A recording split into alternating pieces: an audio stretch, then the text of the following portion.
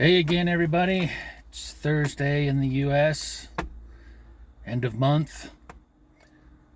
Pain in the butt at work. uh, Yesterday, actually, 2 days ago, all the way up to today, has been crazy. I'm grateful that I have a job where I can work from home, but especially this year, it's been nuts as far as all the different procedural things that have to be done and the mixing of mindsets between organizing and planning things and trying to live in a split level head where they're also wanting you to troubleshoot and act technical, and they're two totally different mindsets, so it can get really stressful. But it's getting better, largely because I don't have any issue with giving more time than just 8 hours a day, but it got to be ridiculous at one point, and I realized that what was causing me to feel like I was forced to do it was that I didn't want customers to be mad at me, or because I didn't get something done in time, or to their liking. When you've got three different projects and they all want to be finished by the end of that month, and there's just not enough time to do it, and you've got more than one person that's begging for your attention and nobody to delegate anything to, you can only do the best you can do. And so I finally realized that, and I'm trying to take care of myself.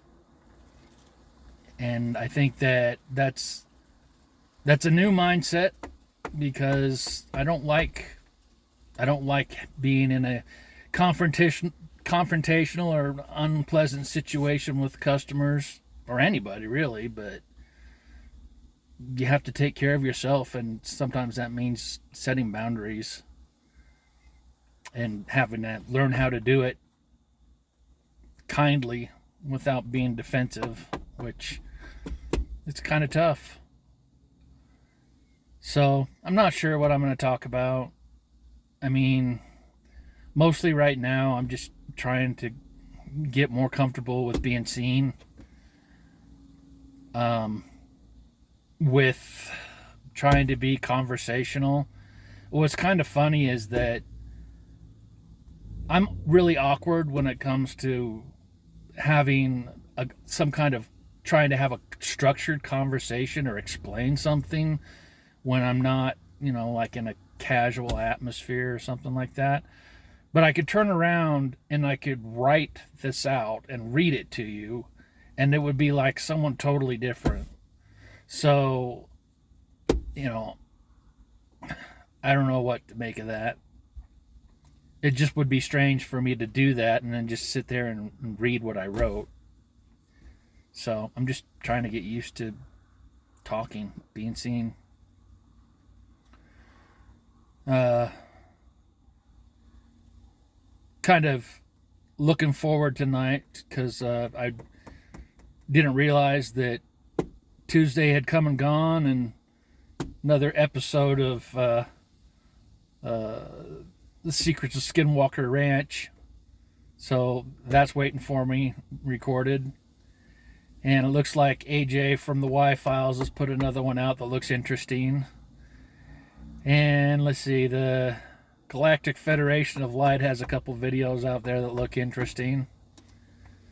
So, yeah, I don't know if you've picked it up or not, but I'm waiting for that. I'm still living life, but I'm waiting for that one disclosure that starts to unravel everything. And I really think it's all related.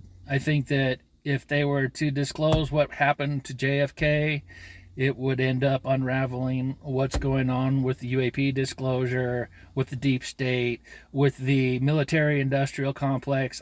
I think it's all related.